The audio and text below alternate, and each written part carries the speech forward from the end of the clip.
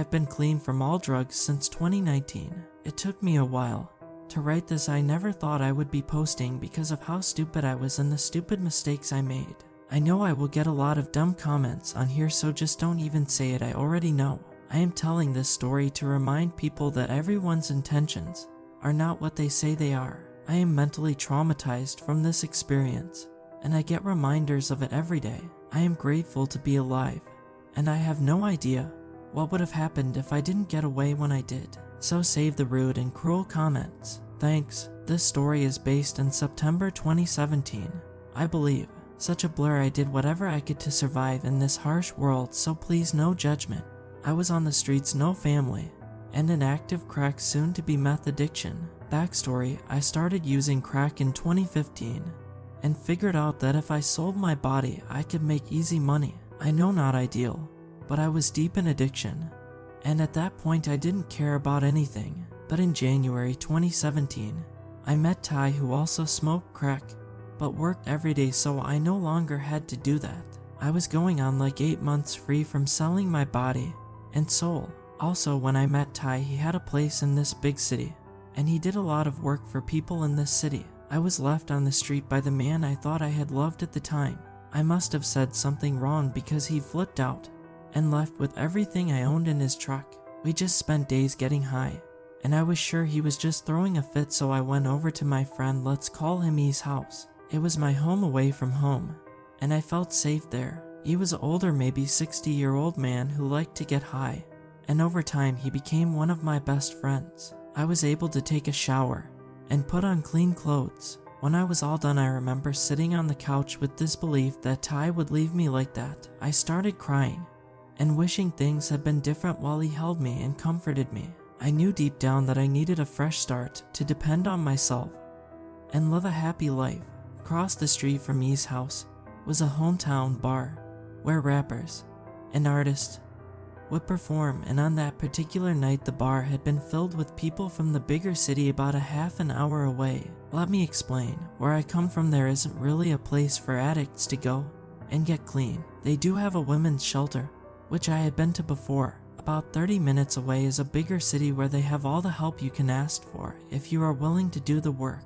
At this point I was ready to get away from everyone and everything. I had no hope of cleaning up my life if I stayed anywhere close to where I was using. Remember, you have to remove old playmates, playthings, and playgrounds, so that's what I needed to do. I went right over to that bar and found a semi-good-looking guy heading back to the city I needed to go to. I told him I had planned to go to the shelter in the morning, and he told me I could just go with him, and he will take me in the morning. On the ride, I remember feeling like a whole 100 bricks was lifted off of my shoulders. I had nothing but the clothes on my back and the Obama phone with no minutes. I asked the guy I was with that was driving. Had a pretty sweet ride, by the way. I said, you don't mess with this, right?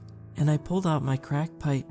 He shook his head, so I rolled down the window and just let it go. I knew that going into this shelter I had to get better, not just for me, but I had kids and a family that at that time still hoped I would get better. I wanted to start over, I just didn't know how hard it was gonna be. Me and this random dude go to his friend's house, we smoke a blunt, and I don't remember nothing after that. I woke up on the floor of a clean room. I mean clean, there was nothing in it. It smelled like paint. As I looked around I realized this was the place dude was talking about moving into and renting. I got up and he took me to get a coffee and right over to the shelter. I was honestly terrified of what I was walking into. I had no idea what to expect. All I knew was I needed to better my life, and I needed to do it now. As we drove into downtown, I got a little nervous because I knew downtown was full of crime and drug dealers, big buildings, and confusing signs, tons of people, and traffic. I then realized I was going to have to work really hard to get my life back. We pulled onto the street, and before I knew it, he was dropping me off. There I was standing in this big, beautiful, clean lobby, just feeling lost and broken. I had been with Ty for almost 7 months, and this was the first time he left me like this, so I was kinda hurt over that. I knew he had been seeing someone else in our recent month breakup, and he wasn't afraid to show it. It smelled like lime with spotless white walls. I walked up to the desk and I was asked if I was homeless. Yes, I said, and she didn't even ask any questions. She just looked at me with sad eyes and said, "Okay, hon, let's get you set up." She took me to a small room full of boxes. As she hands me one, she explained it was for my personal things, toilets, stuff like that. I looked at her with unsettling eyes and replied that I didn't have any belongings, that I had lost everything the night before. The nice lady gave me some toiletries and a pair of leggings. Next was the intake, where I had to answer a bunch of questions and was handed a paper with all the rules on it. And on the top of the paper it stated there was no Wi-Fi or around the building. You had to go down to the stop sign to get internet. My phone was off, but I could still use Wi-Fi. But at that time I wasn't really that worried about it. I knew Ty was already probably staying with that other girl. Michelle was her name, so I didn't feel it was necessary to even try to use my phone. I decided to cut off everyone and try to be different. When she was done giving me the rundown on how things worked, she took me into the day room. Walking from the lobby was weird, and I remember feeling sick going through the double doors with stairs off to the left. Under the stairs was a pile of mats. I was told to grab one. I followed her through another set of double doors into the day room, which was huge. It was filled with at least 50 females, a lot of older ladies with nowhere to go, but it was loud and bright. The wall to my left was full of lockers, which I was told I would get one if I stayed there long enough. And in front of that wall is about 10 to 15 round tables set up where most of the girls were sitting playing cards, coloring, and talking. On the other side of the room was the shower, bathroom, and a small TV that sat on a cart with wheels on it. Next to the cart was the end table that had an electrical strip full of chargers and phones. In the far back right corner was a door that led outside to go smoke. It was nice. There was picnic tables and lawn chairs set up with a huge fenced-in yard for the kids to play in. When 7 p.m. hit, the whole dynamic of the room changed. Everyone was moving around. People were running in. And then you hear it over the speaker, "Roll call." Then we were instructed to go and get one mat to sleep on. They passed out blankets and pillows to those who were without, and they let us keep the TV on. The first night was scary and lonely. Here I was in a strange place, not even 2 full days clean off a week-long crack binge. I was up half of the night with my head just racing. I finally fell asleep when the other girls started to get quiet. The morning came way too fast, and the rule was you had to get up at 7 a.m. You didn't have to leave, but you had to get up. A lot of the older ladies didn't even leave the shelter. They knew they had a place to stay and had nothing else to do all day, so they hung out together at the shelter all day long. I had to go upstairs for breakfast, which was okay. I'm not really a breakfast food person, but that morning I was starving. I had the whole deal: eggs, bacon, milk. After breakfast I went out to smoke, and I noticed this tiny black girl with cornrows in her hair had some cards in her back pocket. I had been playing cards since I was a kid. My dad taught me a few games. I played with friends, and I also had done some time in jail in the past. I was lonely. I didn't know where anything was, and it was obvious I needed help. I asked her name and if she wanted to play cards, and after 2 games we had a connection. She was cool and she liked me, so I was okay with that. I can be awkward around new people, and females tend to not like me, so I find it hard sometimes to make friends. She asked me after we played a few more games of rummy if I wanted to go to McDonald's with her. I was cool with that because I needed to learn the area anyway. On the walk there, as we were talking, something caught my eye, so I looked up, and there he was, Ty, with all of my belongings, and his truck drives right by us. I tried to call, but he ignored me every time. Guess he was done with me for good this time. That crushed me. I wanted to fall to the ground and just sink till I disappeared, but instead I had about 10 different emotions running through my body all at once. I was so angry that he was just looking for a reason to leave me since the month before when we broke up, and I stayed with my dad for a while. He started seeing this Michelle. I was just absolutely devastated. We continued our walk to McDonald's as I was silent and broken. That night was easier to sleep because I was exhausted from not having any sleep and just feeling done. I slept like a baby, to be honest. The next day Mish wanted to show me this place she goes to get a good free lunch. The only thing was it was a church, and we had to sit through a 30-minute sermon, which was cool with me. We were standing outside waiting on the church to open their doors, and this blacked out car with a trailer hauling a badass Harley pulled up and parked in front of the church. I then heard my loud mouth say, "Damn, that's a nice setup." I looked at Mish and then looked back at the Harley. That's when I saw him. I specifically remember everyone knowing who he was, well, is what they called him. I remember getting excited to meet new people and be a part of a new community. Everyone was really nice going into the church. A guy at the door walking and gave us a pamphlet of meal times and services offered. I followed Mish to one of the back pews and slid in behind her. The church was pretty, different colors, and there was a choir singing in a low and almost quiet tone as people around us taking their seats. I kind of froze when that guy I saw come in, sat next to me. I looked at Mish, and then I quickly noticed his gold watch. It could have been fake, but it almost looked like a Rolex. He was an older black gentleman, talked real smooth when he introduced himself with his hand out. I was shocked that he wanted to shake my hand. No one in my life does that. I shook his hand, and they were creamy, like he takes very good care of them and obviously does not work a physically demanding job. He was nice dressed and had this pimp hat on like a fedora. It even had a feather in it. His scent was strong, but smelled good, like a man. He was handsome and smooth. He was also very confident. Sitting through this sermon, I found it hard to pay attention to the preacher. I remember looking at his clean, shiny black leather shoes, and the socks were black and thick. When the service was finally over, people started heading into the dinner area. I just followed Mish through, and we got our food. She picked an empty space to eat on one of the end of the long tables full of chairs. Not even 5 minutes, not paying attention to our surroundings, just eating. Will came over and sat 3 seats away from me. He looked at Mish and said, "Do you mind?" I don't know why I didn't see the red flags. Of course I see them now, but looking back I was so clueless. He hardly said a word the whole time we were eating, and when he was done he got up, threw his stuff away, and I assumed he left. Mish and I decided to go home, play some cards, and go to a clothes bank she knew about. We were walking home and talking when he pulled up next to us. He rolled down his window and he asked if we needed a ride home, but he was looking at me with a deep stare. I looked back at Mish and she refused. Smart girl.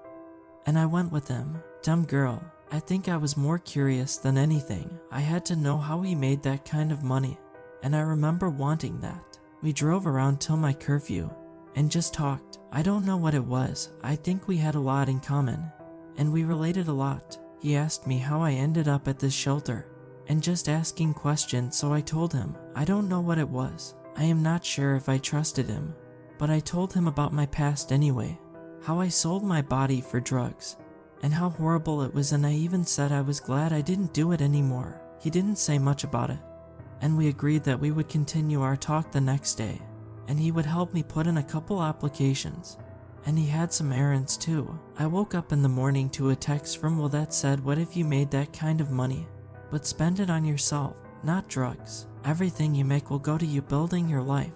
Just think about it." I thought about it. I'm not gonna say why I agreed, and went with the idea that this would work and I could actually get my life together and get my kids back. $200 a half hour. I could be free. I chose to go with him. At that time I think he thought I wanted to be with him, but really I just wanted a way out of the situation I was in. I hated that stinky, loud shelter. I wanted out. He got a room at a motel, and we dropped off my stuff, and he told me that I needed some new clothes. He did tell me that he was just fired from a trucking company. He was a truck driver. He was currently trying to find another job as far as I knew. He took me shopping and got me a few new outfits, more or less outfits, to take pictures and to bring the money. I knew what I was getting into, and I was preparing my mind to handle everything that was about to happen. Will did tell me that if I went with him I had to stay clean and have a clear mind to make money and be smart. Looking back at how manipulative he was, and made me believe that I would do this to make my life better. I started doing this before I got addicted a few times to make rent or bills, so I knew I could mentally do it, but I was still unsure about where this was gonna go. We get back to the hotel, and I do my thing, take my pictures, and post them. It didn't take long before I started to get calls. I did make some money, and I kept every penny, and Will took me shopping. I remember the shoes I bought. They were black and gold baby fats. Oh, I loved those shoes. I got like 6 or 7 cute outfits, some makeup and hair dye. Remember, I came to the shelter with nothing, so being able to get all this stuff made me feel so good. I was confident in myself and hopeful that I could get a place and start a new life within a few weeks of days like that repeated itself, remembering how things, when I am starting to think that was a part of his game, making girls think they can do it and keep all the money and then just trap them and make them need you. It's sick. He tricked me. He made me think I could finally live a clean life. Yeah, I was escorting, but I treated it like a job. I bought another phone so I had a new number and used the Obama phone for work and turned it off at like 5 p.m. I thought wrong. I later that day went back over to the shelter and grabbed the one shirt I had and some personal things, and I left with Will. That night was cool. He was super chill. We talked in separate beds. We got a 2-bed and he didn't act like he had interest in me like that, which I was happy about because I didn't want to be with anyone. I needed a break from emotional attachment. After Ty left me, I felt like I wouldn't trust anyone like that in a long time. So I was happy that I was comfy in a bed, watching TV, freshly showered, with money in my pocket. I had the best night's sleep and woke up to breakfast and time to get up and get myself together. He got up early, went and got us breakfast and coffee. He ate with me and then left, said he will be back in a couple hours, take my time and do what I gotta do. So I did just that. While he was gone, I dyed my hair, took a hair and the works. Not long after I was done and waited for him, the door opens and a female walks in, just pale and has a beautiful face, long pretty blonde hair that ran down her shoulders. She was real petite, way too skinny, and size B chest, pretty big blue eyes that had dark circles under them. It looked like she had been crying, and she was carrying a black trash bag that contained all her stuff. Will walked in behind her and introduced her as Anna, and she needs some help too. He instructed me to get her together, get her pretty, and take some pictures and post them. He then told her to go on and take a shower, and then asked to talk to me outside. We went outside the door, and as I was shutting it, his voice got real stern and said, "I see you have not made any money yet. And why the hell is that?" I tried to explain that Sundays were the slowest days, and I would be lucky to make any money today. Before I could finish, he cut me off and said, "I don't give a damn, you need to make some money. What you think this hotel pays for itself? I will pay for it tonight, but for now on you pay half, and half of all expenses. Now go make some damn money." I couldn't even believe he was talking like this. I never seen him so mad, and his voice scared the hell out of me. I looked at him when he cut me off, and I could see him get angry. His eyes got wide, and the white just disappeared, and they became all black.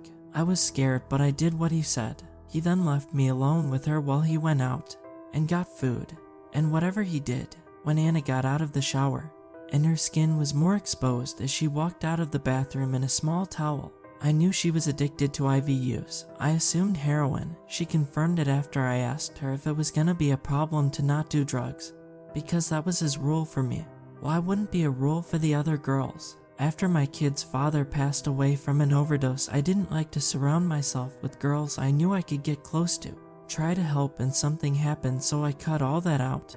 And when she told me, I was like, okay, no girl, I'm sorry, you're gonna have to make some calls because you can't stay here. At that point, I didn't even care what the hell Will has to say. I don't want her here, period. As soon as he came through the door, I stopped him and took him outside. I just told him I didn't think I could work with her. I didn't want to be around a heroin addict, or any kind of addict at that matter. He did make her pack her bathroom and clothes up and took her home. I think he was trying to please me for some reason. Looking back, Will and I then took a ride to Main Street, where all the girls walk and work. It was so weird. Remember how I said he knew everyone at the church? He knew all those girls, business owners, police officers, and other men who drove drug dealer cars. I don't know why I didn't just run then. I'll never know. About an hour or two of driving around talking to a bunch of different girls, this random ass girl jumps in the car. It was crazy. They had known each other for years, I guess, and she had been looking for him and wanted to make some money. She was quite a bit older than me, but still really pretty, like beautiful. She had long, thick, curly, jet black hair. I didn't really get a look at her until we got back to the hotel. Will told me he wanted to get a few girls together and make some big money. I was always gonna be number one, and I will never post with another female because I am the number one. He told me I was important, and we were building our own family. Amy was tall and thick, but she was gorgeous. Thick blue eyes, pretty skin, small waist with a big round butt, and she was a straight up ass. She took benzos. She was prescribed to them, I guess, so he allowed it. It wasn't long before I couldn't help but watch her. She was popular, and then like at night she would be falling out and nodding off. It drove me crazy. I think I even started a fight with Will about it once. I didn't think it was fair, honestly. Like, she can get high, but I can't screw you. What Will would do was during the day he would leave me at the hotel to make money, and he took Amy to the street and worked her. Well, it wasn't 2 days before they came home with another girl. Young one, Etun, her choice, no family. I only know what they tell me. Her name was Amanda. She was short like me and a little chunky, which was okay. Guys like chunky too. She had blonde long hair and a cute face. She was sweet and didn't say much. I tried to get to know her a little better, but she wasn't around for long.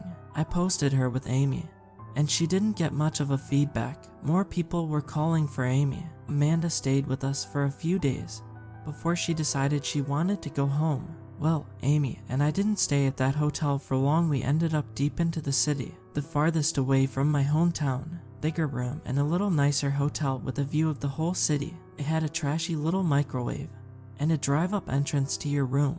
Will and Amy brought home 2 girls that night. I don't remember them much because I wasn't involved with them much. I posted them, and the next few days we made money. Every time a girl would make money, they would give it to Will because he had them believe he was saving it for them and getting them anything they wanted. I continued to make money on my own, and I also gave him my money. I got conspicuous, and I will never forget the moment I knew I was not safe. I was outside smoking a cigarette. I wasn't out there long, but when I came back into the room, Will had all 3 girls posing on the bed as he was coaching them on how to pose and taking snaps of them. I didn't say a word and closed the door slowly. I don't know why I felt the way I did, but it just didn't feel right. I don't know if he heard me open and close the door, but I heard him yell my name and said he needed me. He handed me his phone and told me to post the pictures. When I got on the website and tried to post the pictures, it now wanted money instead of posting ads for free. Will unhappily ran to wherever and put money on a card. When I tried to put the card in, it wouldn't accept it and said it wanted bitcoins. I informed Will and even showed him the page that it wasn't gonna post. He got furious and yelled at me. He turned and walked out of the room. I looked at everyone else and tried to apologize for his actions and to stay calm. It will be okay. He came right back in with a gun in his hand. I didn't even know he owned a gun. He hit me in the face with it and said I needed to find somewhere to post the ad, do it or I am done, and then left. I don't know if he realized he did that in front of 3 other girls, and I didn't know what or I'm done meant either. I was terrified, and that's when I knew I had to find a way to escape. I learned real quick that I wasn't able to just leave anytime I wanted anymore. After Amy got involved, Will changed. He started talking about taking us girls to New York and make big money and travel and go here and there, and that alone scared the hell out of me. I wanted to build a life to get my kids back, not leave state to trick and maybe killed or abandoned. No, screw that. I got fearful for my life when he hit me with the gun. I have been hit before, punched like a man, but I have never been hit with a gun. That night I had a couple dates set up, and Will knew he had to take the girls and leave. I decided to try to make a plan to get away. The first date I made $200. I put $50 in my purse and then put $50 in a pocket and a bra hidden away, and I left the rest on the table. The second date I made $150, put half hidden away and the rest on the table. Will came in the door not long after I was finished and grabbed the money off the table. My purse was sitting right there, and I didn't see him do it, but he took that money out of my purse and said he had to do something and left again. That was when I made my escape. I made 100 calls before I finally reached someone who was willing to help me. He had a friend come and pick me up and bring me to his house. I will never forget the feeling I had when I was running out to the car with a trash bag full of stuff I have collected in the past 3 weeks. I was scared to death that he would come pulling up and see me. That feeling didn't leave me until we hit the highway. I wanted to tell this story because I never have been able to get through telling it. I couldn't help to think where I would be if I stayed, and if I would even be alive. So well, let's never meet again.